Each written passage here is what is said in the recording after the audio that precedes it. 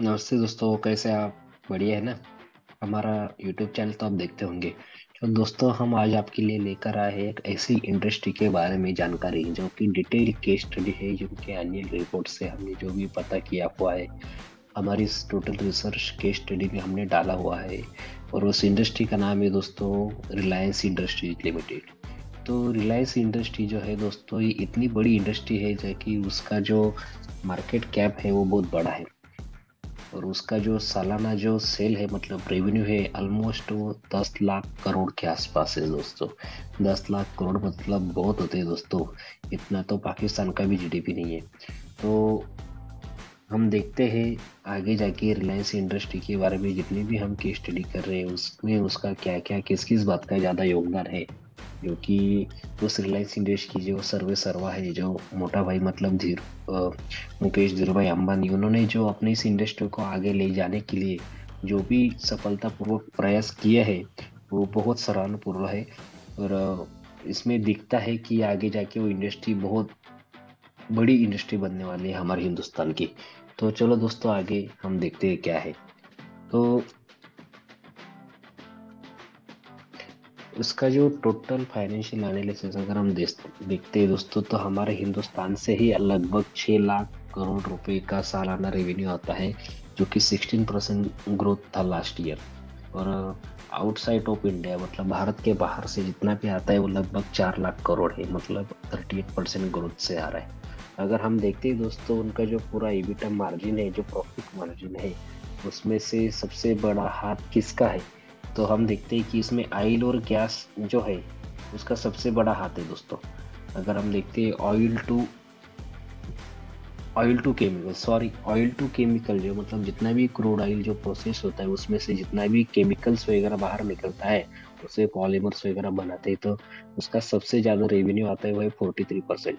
उसके बाद में अगर दोस्तों हम देखें तो रिलायंस रिटेल का रेवेन्यू उसमें आता है 13%। और उसके बाद में अगर हम देखते हैं दोस्तों, मीडिया और एंटरटेनमेंट जो सेक्टर है, उसका रेवेन्यू है 35%, मतलब बहुत ज्यादा है दोस्तों।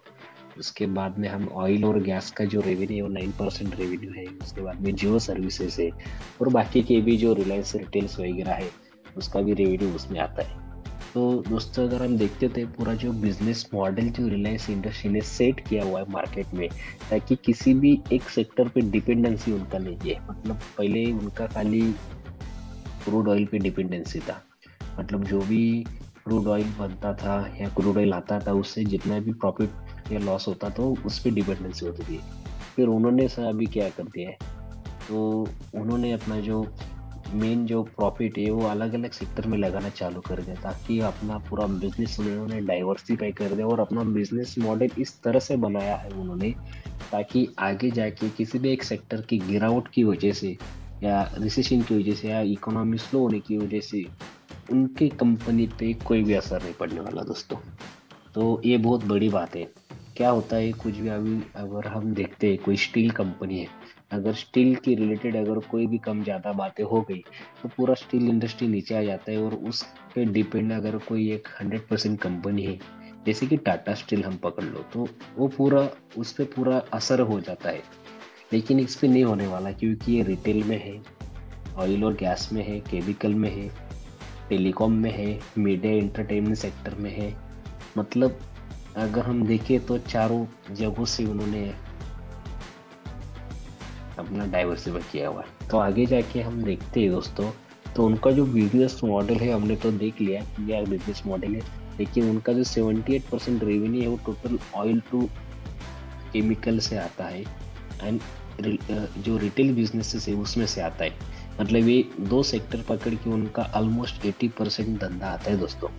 अगर हम बाद में बात करें तो अगर उनका हम देखें, तो ये टोटली उनका जो रिलायंस इंडस्ट्री जो है वो ऑयल और गैस में भी लीडर कंपनी है। मतलब देखो, उनका टोटल रेवेन्यू उसमें से कम है, फिर भी वो लीडर कंपनी है हमारे देश की।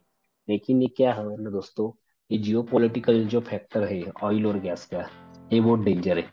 क्या है, अगर कोई युद्ध हो गया, कोई इंटरनेशनल पॉलिटिक्स कम ज्यादा हो गई, तो उसका पूरा असर क्रूड ऑयल पे दिख जाता है। और क्रूड ऑयल पे असर देखने की वजह से उसके प्राइजेस कम ज्यादा हो जाते हैं। उसकी वजह से कंपनी पे बहुत ज्यादा नुकसान, भारी नुकसान और फायदा दोनों होने की संभावना ज्यादा है, लेकिन नुकसान ही ज्यादा होता है। तो क्या किया है हमारे जो रिलायंस इंडस्ट्री है, उनके जो सर्वे सर्वाइवों ने ये दूर की दृष्टि देखते हुए इन्होंने ये सोचा कि भाई इस पे तो हम पूरा डिपेंड नहीं रह सकते। तो आगे जाके उन्होंने अपना media sector, telecom sector, financial sector, retail sector में अपना पूरा कंपनी को उन्होंने एक्सपांड किया। और आज अगर हम देखते हैं तो दोस्तों ये हमारे सामने नतीजा है, ताकि ये इतना बड़ा एम्पायर उन्होंने खड़ा कर दिया। देश के हर कोने कोने में अपना रिलायंस का नाम उन्होंने पहुंचा दिया है दोस्तों। और आगे जाके तो अगर आप देखते हैं तो जो जियो जो नाम है उससे जुड़ा हुआ है इतना कि उन्होंने अभी जो रिलायंस पेट्रोल पंप के नाम थे वो भी चेंज करके उन्होंने जियो पेट्रोल पंप करना शुरू कर दिया जाए। शायद बहुत बहुत से लोगों ने देखा भी होगा अपने एरिया में, क्योंकि रिलायंस पेट्रोल पंप थे उसका नाम अभी हो गया जियो पेट्रोल पंप। तो दोस्तों ये बहुत बड़ी बात है रिलायंस इंडस्ट्रीज के बारे में। अगर हम देखते तो उनका जो CAGR है दोस्तों, वो 12% से ग्रोथ चल रहा है। रेवेन्यू सेल का और प्रॉफिट का CAGR है 17%, लास्ट 5 ईयर्स का CAGR है। ये बहुत अच्छा CAGR है, जो कि उनका बहुत अच्छा बेनिफिट भी है उसको, जो कि प्रॉफिट का CAGR है वो 13% है। उसके बाद में अगर हम देखते हैं दोस्तों, उनका जो कर्जा भी है वो बहुत कम है, ये बहुत ज़्यादा भी नहीं है। ऑलमोस्ट 0.44% का जो डेब्ट और इक्विटी रेशियो कहते हैं उस हिसाब से है उनका, लास्ट मार्च 2023 तक का ये रिपोर्ट के हिसाब से चलता है। और ये जो अपना पूरा प्रॉफिट है दोस्तों, है ऑलमोस्ट सबसे ज़्यादा प्रॉफिट है अपने जो नए एक्सपेंशन में लगा देते, ताकि उसका ज़्यादा बेनिफिट अपनी कंपनी को हो सके और अपने कैपेक्स को बढ़ा सके, क्योंकि अभी तक उनका जो है।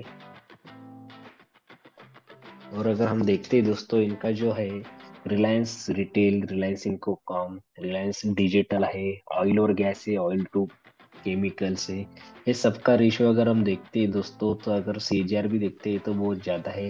रिलायंस इन्फोकॉम का 91% है, रिलायंस रिटेल का 41% है, और oil to chemical oil gas का जो नेट प्रॉफिट CAGR वो 6% है। तो इसी की वजह से कि जो जियो पॉलिटिकल्स के जो प्रॉब्लम्स होते रहते हैं उसकी वजह से कम ज़्यादा होता रहता है।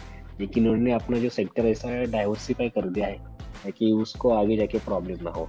और अगर हम देखते हैं दोस्तों, तो इतना सब देखने के बाद में जियो पॉलिटिकल की होने की वजह से उनको पता है कि पूरा क्रूड ऑयल के भरोसे नहीं रह सकते। तो उन्होंने क्या है कि जो फ्यूचर है अभी चल रहा है, अगर आप देखते हो इलेक्ट्रिकल व्हीकल्स, ग्रीन एनर्जी, ये सब में बहुत ज़्यादा आजकल बढ़ावा सरकार भी दे रही है। तो उसको ध्यान में देख के हुए रिलायंस इंडस्ट्रीज ने ग्रीन एनर्जी इंफ्रास्ट्रक्चर को बढ़ावा दिया हुआ है, उसमें अपना जो मैक्सिमम कैपेक्स इन्वेस्टमेंट उन्होंने किया हुआ है। और जो आगे जाके बैटरीज मैन्युफैक्चरिंग में आ सकती है, जो कि TVS, महिंद्रा, हीरो इलेक्ट्रिक के साथ में उन्होंने जो टाइप किया हुआ है ताकि उनको बैटरी उनको बना सके। और हम देखते हैं तो 5G स्पेक्ट्रम लॉन्च होने की वजह से भी उनके जो जियो के जो नेटवर्क यूजर्स है वो भी बढ़ गए हैं। और वैसे भी टेलीकॉम सेक्टर में दोस्तों दो ही कंपनियां बड़ी है, एक तो है भारतीय एयरटेल है और दूसरा रिलायंस जियो। आइडिया वोडाफोन तो सर उसका सिर्फ नाम ही बच गया अभी, BSNL को तो बेचारा मर गया। तो हम देखते हैं दोस्तों कि इन्होंने जो अपना एम्पायर इस प्रकार खड़ा कर दिया है, इसको तोड़ना बहुत ही मुश्किल है। अगर अगर हम देखें तो हर सेक्टर में रिलायंस इंडस्ट्री है। अगर हम देखते हैं कपड़े मॉल के इसमें, जो भी कपड़े में मतलब अगर हम देखते हैं तो हमारे शहरों में आजकल रिलायंस ट्रेंड के नाम के मॉल्स आ गए, क्योंकि उसमें जो भी बड़े बड़े ब्रांड्स के जो क्लॉथ्स है, कपड़े हैं, वो बेचे जाते हैं। उसके बाद में टेलीकॉम सेक्टर तो है भाई। रिलायंस रिटेल में अगर हम देखते हैं दोस्तों, तो रिलायंस स्मार्ट आजकल मार्केट में बहुत ज़्यादा बढ़ गया है, जो कि डी मार्ट को जबरदस्त तगड़ी कंपटीशन दे रहा है। उसके बाद में क्रोमा जो है टाटा का, उसको भी टक्कर देने के लिए इन्होंने रिलायंस डिजिटल निकाला हुआ है, क्योंकि उसको भी तगड़ी टक्कर दे रहा है। ये सब के अगर हम देखें दोस्तों, तो 18,650 स्टोर उन्होंने ऑल इंडिया ओपन कर दिए हैं, जो कि आगे जाके और ज्यादा बढ़ सकते हैं, और 30% का ग्रोथ उनको आगे जाके दे सकते हैं अपने टोटल रेवेन्यू में। तो ये बहुत बड़ी बात है दोस्तों। अगर हम देखते हैं उसमें, तो सबसे बढ़िया अभी आजकल जो चल रहा है OTT प्लेटफॉर्म। तो सबके नज़र में क्या आता है दोस्तों, OTT प्लेटफॉर्म में नेटफ्लिक्स, अमेजॉन, हॉटस्टार, ये हमारे हिंदुस्तान के बहुत बड़े प्लेयर है। लेकिन अगर हम देखते हैं तो ये बड़े प्लेयर कुछ दिनों के लिए रह जाएंगे दोस्तों। इनको तो अभी टक्कर देने के लिए रिलायंस जियो सिनेमा अभी आ गया मार्केट में। ये तो पहले से ही था, लेकिन आजकल जो मार्केट में अगर हम देखें 2030 तक इसका 30,000 करोड़ का मार्केट होने वाला है, तो इसको ध्यान में रखते हुए जियो सिनेमा को अभी इस तरह डिजाइन कर रहे हैं, इस तरह उस पे से काम कर रहे हैं ताकि वो आगे जाके सबसे बड़ा प्लेयर बन जाए अपने मार्केट का, ताकि वो हॉटस्टार को भी निगल ले, सबको निगल लेंगे। पता चला कुछ दिनों बाद कि वो उसने हॉटस्टार को खरीदी कर लिया, पता नहीं भाई, ये भी हो सकता है। या तो फिर अमेजोन को भी खरीद सकते हैं, किसी को भी खरीद सकते हैं हमारी मोटा भाई, वो टेंशन नहीं उनको, बहुत पैसा है। तो ये पैसा आया कहाँ से? तो दोस्तों ये पैसा इसी वजह से आया है कि उन्होंने अपना जो पूरा बिजनेस है वो इस तरह से डाइवर्सिफाई करके रखा हुआ है ताकि ये हर किसी सेक्टर से, हर किसी कोने से पैसा आता रहे और अपना शेयर बढ़ता रहे। तो इसका इम्पैक्ट क्या है दोस्तों? तो ये सब केस स्टडी दिखाने का जो अर्थ था कि इसका इम्पैक्ट उनके जो शेयर है उस पे होने वाला है। उनका जो शेयर है आजकल से जितना है उससे और ज़्यादा बढ़ सकता है, लेकिन कितना बढ़ सकता है क्या है ये हम आगे जाके हम चार्ट में देखते हैं दोस्तों। तो अगर हम देखें तो देखो इनका जो शेयर था 2016 में, उसका प्राइस था तकरीबन 450 रुपये। तो आज ऑलमोस्ट 7 साल के बाद में अगर हम देखते हैं दोस्तों, तो इनके शेयर की जो प्राइस है वो कितनी हो गई है? 2565 रुपये। मतलब अगर ये रिलायंस एक ही सेक्टर पे डिपेंडेंसी रहता तो इतना बड़ा इनका प्राइस नहीं होता। इनका प्राइस इतना बढ़ने का कारण है कि उन्होंने अपने को हर सेक्टर में डाइवर्सिफाई किया हुआ है और हर सेक्टर से वो पैसा निकाल रहे हैं और प्रॉफिट कमा रहे हैं। और जितनी भी इन्वेस्टर है, जितनी भी शेयर होल्डर्स है, उनको भी ये डिविडेंड्स के रूप में, प्रॉफिट के रूप में कुछ ना कुछ जरूर मिल रहा है। तो दोस्तों ये बात हम जरूर देखें कि भविष्य में ये जो है रिलायंस इंडस्ट्री का जो शेयर है ये आगे जाके बहुत बड़ा होने वाला है। आज जो 2500 प्राइस है वो आगे जाके 25,000 भी हो सकता है, 10,000 भी हो सकता है, 5,000 भी हो सकता है। मतलब अगर 7 साल में ये 450 से 500 से अगर 2500 जा सकता है, मतलब तकरीबन 5 से 6 गुना ये बढ़ गया है 7 साल में। अगर इसी हिसाब से अगर हम देखें 5 गुना 4 गुना अगर ये बढ़ेगा अगले 7 साल में, तो कितना होगा 2500 का? आप सोचो, अगर 2 गुना भी हो गया तो 5,000 तो आराम से हो जाएगा अगले 7 साल में। तो दोस्तों इसमें निवेश करने का ये अच्छा है, लेकिन ये जो वीडियो हम बना रहे हैं इसमें से कोई भी बाय और सेल रिकमेंडेशन हम नहीं दे रहे। ये टोटली प्योरली एजुकेशनल वीडियो है। हमने इस वीडियो में यही बात की है कि ये कंपनी काम कैसे करती है, कैसे अपना धंधा चलाती है, कैसे अपना बिजनेस मॉडल रन कर रही है, कैसा इनका रेवेन्यू प्रॉफिट जनरेशन हो रहा है। अगर आपको इसमें कुछ निवेश करना है तो ज़रूर अपने एक्सपर्ट से बातचीत कीजिए, और इसमें निवेश करना है या नहीं करना है आप किसी एक्सपर्ट के जरिए, मार्गदर्शन के जरिए इसमें आप पैसे निवेश करें। लेकिन हमारा जो एजुकेशनल वीडियो हम बना रहे हैं वो भी ध्यान में रखिए। अगर आपको अच्छा लगे तो लाइक ज़रूर कीजिएगा दोस्तों, क्योंकि ये वीडियो बनाने में बहुत मेहनत लगती है, हमारी टीम बहुत काम करती है, रिपोर्ट पढ़ने में भी बहुत टाइम लगता है। तो आप दोस्तों ज़रूर इस वीडियो को देखिए, लाइक कीजिए, शेयर कीजिएगा। और अगर इसमें आप निवेश कर रहे हैं तो ज़रूर किसी जानकार व्यक्ति, एक्सपर्ट की सलाह जरूर लीजिएगा, या आगे जाके इसमें आपको निवेश करना है या नहीं करना है। लेकिन अगर आप देखते हैं तो आज इसका जो प्राइस है 65 है, तो अगले 2-3 महीने में तो ये 200-300 रुपये तो ऑलमोस्ट बढ़ ही जाएगा। तो ये है दोस्तों रिलायंस इंडस्ट्री का टोटल केस स्टडी। अगर आपको ऐसे ही कुछ केस स्टडी चाहिए, किस स्टॉक के चाहिए है, तो हमें ज़रूर कमेंट्स कीजिएगा, हम ज़रूर इस पे हमारा वीडियो बनाने का कोशिश करेंगे। धन्यवाद दोस्तों।